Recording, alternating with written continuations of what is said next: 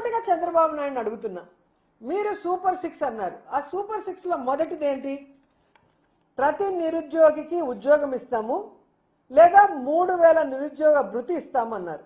ఈరోజు 19 నెలలకి ఎంత అయింది? దాదాపుగా 45,000 రూపాయలు ఒక్కొక్క నిరుద్యోగికి మీరు ఇవ్వాలి. వాళ్ళకి పంగనామాలు పెట్టినట్టే కదా. మరి సూపర్ 6 లో ఫస్ట్ ఇదే సూపర్ ఫ్లాప్, మరి ఎట్లా సూపర్ హిట్ అని మీరు చెప్తారు? ఇక రెండోది, 2 కోట్ల మంది మహిళలకి ఆడబిడ్డ నిధి. ఇంట్లో ఎంతమంది 18 ఏళ్ల పైన వాళ్ళు ఉంటే అంతమందికి 1500 ఇస్తా అన్నారు. దీని ప్రకారం చూస్తే ఒక్కొక్కరికి 27,000 రూపాయలని ఇప్పటికే మీరు యగనామం పెట్టారు. మరి ఎలా సూపర్ 6 సూపర్ హిట్ అని మీరు చెప్పుకుంటారు? సిగ్గు లేకుండా నాకు చెప్పాలి.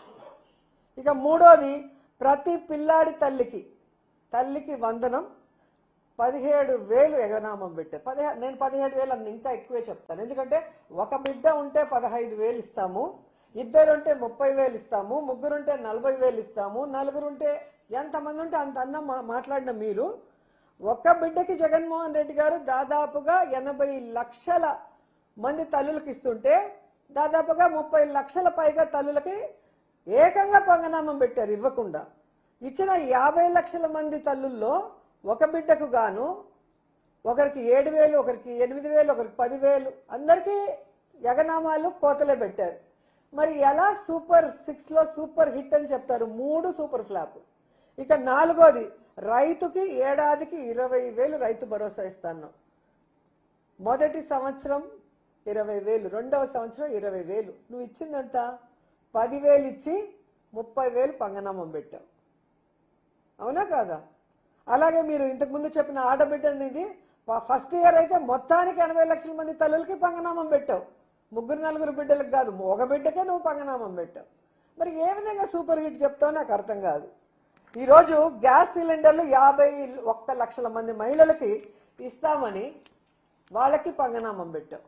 మనకి 16 రకాల ఆర్టీసీ బస్సుల సర్వీసులు ఉంటే 11 రకాల ఆర్టీసీ బస్సులకి శ్రీశక్తి పథకాన్ని యగనామం పెట్టేశాం.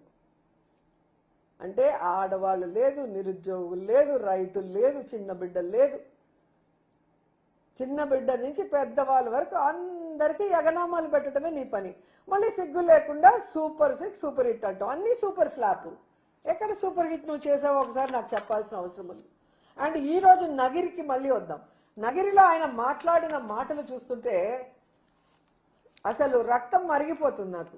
ఎందుకంటే మొన్న ఎన్నికల్లో మీరు చూశారు, భూముల రీసర్వేని భూతద్దంలో చూపించి దానికి విషాన్ని జోడించి మీ భూముల్ని జగన్మోహన్ రెడ్డి గారు కాజేస్తారు అని చెప్పి ఎంత విష ప్రచారం చేశారో మనం అందరం కూడా గమనించాం.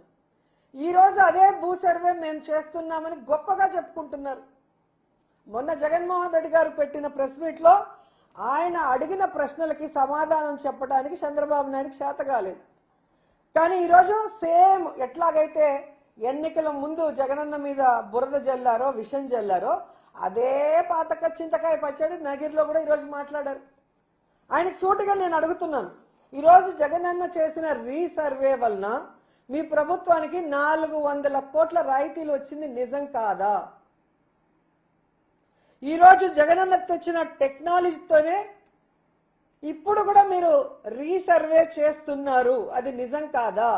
ఈరోజు జగనన్న ఇచ్చిన క్యూఆర్ కోడ్ పాస్ పుస్తకాలనే మీరు మళ్ళీ తీసుకొని వాటికి అట్టలు మార్చి కాపీ కట్ లాగా నువ్వు దాన్ని ఇస్తున్నది నిజం కాదా అని అడుగుతున్నా. అలాగే ఈరోజు చూస్తే చంద్రబాబు నాయుడు తెలుసుకోవాల్సింది, జగనన్న ఏదైతే తీసుకొచ్చాడో 70కు పైగా కంటిన్యూస్లీ ఆపరేటింగ్ రెఫరెన్స్ స్టేషన్స్, అలాగే 3640 global navigation satellite system receivers, 2 విమానాలు, 4 హెలికాప్టర్లు, 200కు పైగా హై అండ్ డ్రోన్స్. వీటన్నిటినీ మీకు దమ్ము ధైర్యం ఉంటే వెంటనే తొలగించేస్తారని అడుగుతున్నా. ఏం చంద్రబాబు నాయుడు గారు తొలగించేస్తారా?